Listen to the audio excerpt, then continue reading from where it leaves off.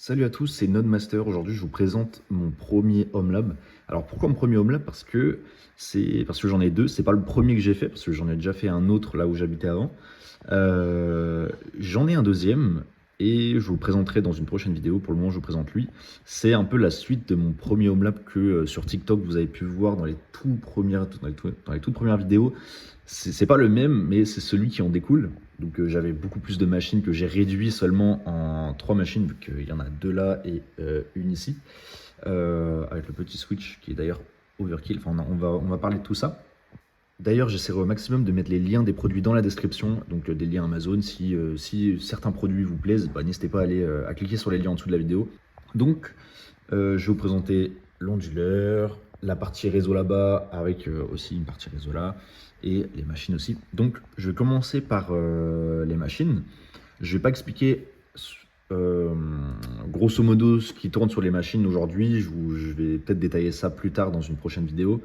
On va parler juste du hardware aujourd'hui, un peu de voilà commencer la logique du Home Lab.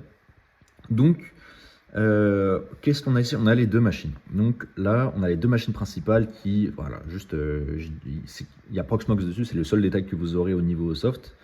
C'est un cluster Proxmox qui est pas, c'est un faux cluster entre guillemets parce qu'il y a juste, c'est juste en mode data center. Sinon, les deux sont entièrement séparés. Il n'y a pas de partage de stockage, uniquement pour le backup avec le petit NAS ici. Donc voilà, ça c'est un Nuke 13 avec les specs au max, c'est-à-dire il y a 64 Go de RAM, il y a le i7, voilà, c'est avec les cores efficient, là je sais plus c'est le modèle exact.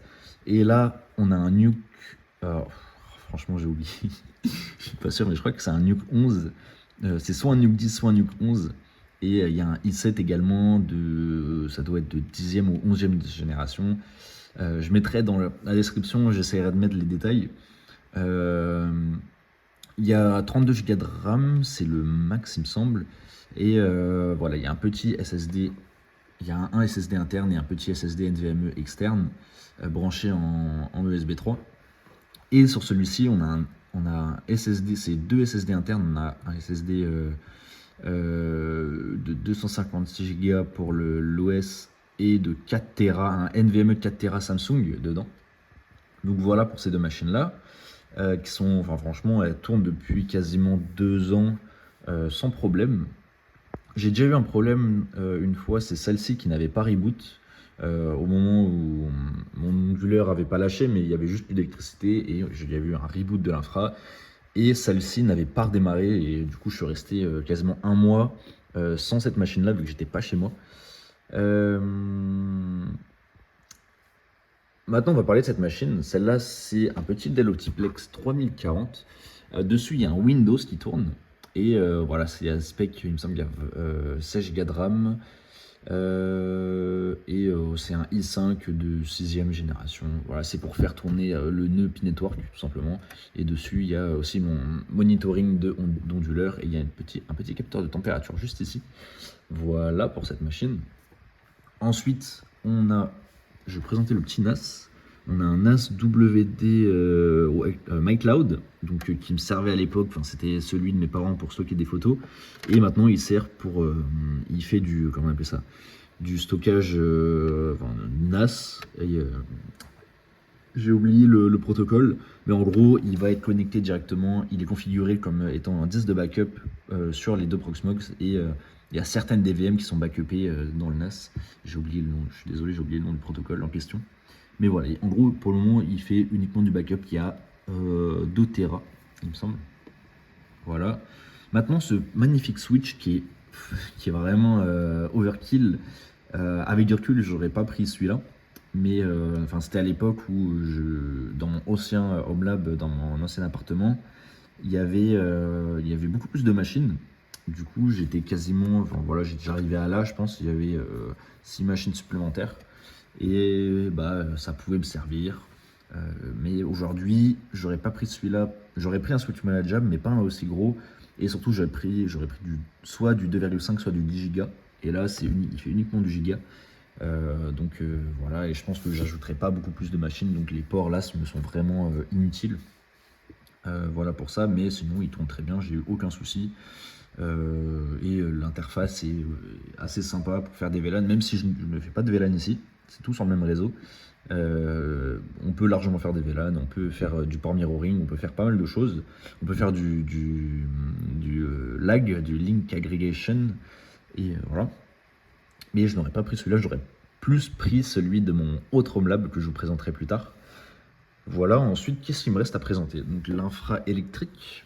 Là, on a un petit onduleur qui est très très overkill. Je l'avais pris parce que j'avais peur de la consommation de mes anciennes machines qui étaient des gros optiplex. Et en fait, non, en fait, j'atteignais rarement 300-350 watts max de puissance.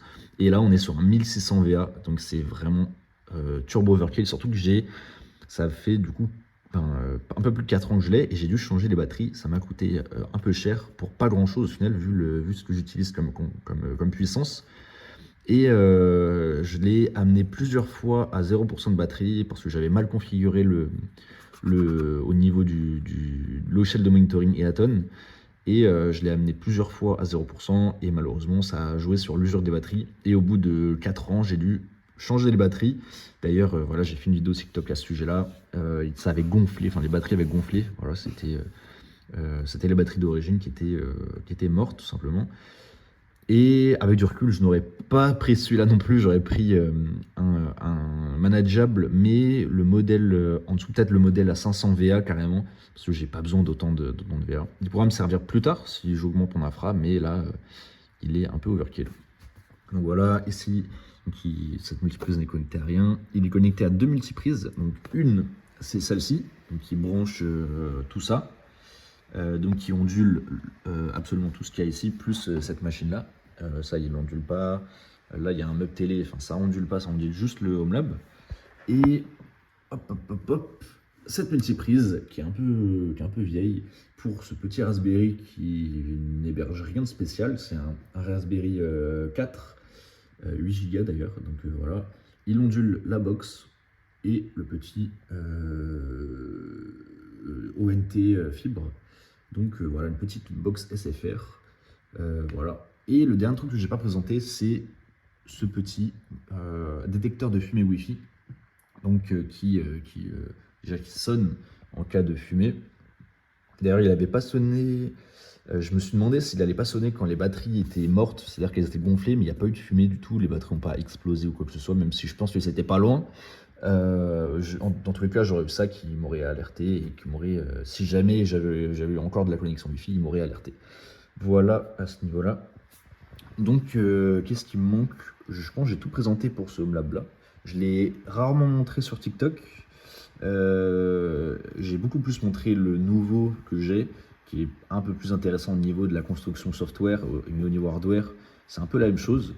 Voilà, il y a aussi des machines, etc. Mais au niveau software, c'est beaucoup plus intéressant qu'ici. Je vous présenterai quand même le Proxmox ici, je vous présenterai un peu tout ce que je fais avec cela.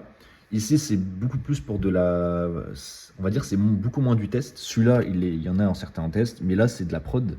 Voilà, enfin, de la prod entre guillemets, c'est des choses c'est pas du lab, quoi. C'est vraiment des choses qui tournent et j'ai envie que ça tourne bien. Voilà, c'est pour ça que je fais très peu de tests avec celui-ci. C'est beaucoup plus du test avec l'autre que j'ai dans l'autre Homelab. Voilà. Et donc les prochaines vidéos, soit la prochaine vidéo ça sera sur l'autre Homelab que je présenterai en détail, soit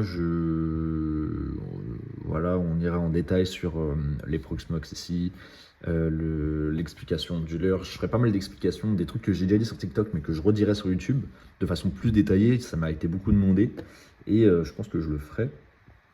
Et aussi il y aura beaucoup de sujets très intéressants, mais axé sur l'autre Homelab, où l'autre là-bas il est bien mieux conçu, voilà, parce que lui c'est un Homelab qui date d'il y a 2-3 ans, l'autre il est bien mieux conçu avec toutes les connaissances que j'ai pu avoir au fil du temps, à force de configurer des choses, et tous les sujets très techniques seront par rapport à l'autre Homelab, et je détaillerai tout ça sur cette chaîne YouTube. Donc voilà, c'est tout pour ce petit Homelab tour.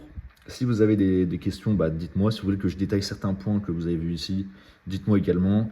Et Si vous voulez aborder des sujets spécifiques, n'hésitez pas à me dire, moi voilà, je pense à des choses, mais je peux pas forcément penser à tous les points, voilà, je suis pas omniscient, et voilà. Et sur ce, bon, bah, on se retrouve pour la prochaine vidéo. Sur ce, n'hésitez pas à vous abonner, à mettre un petit pouce bleu, et à partager la vidéo, et aller sur mon TikTok aussi. Voilà, on se retrouve une prochaine fois pour l'autre vidéo. Allez, ciao!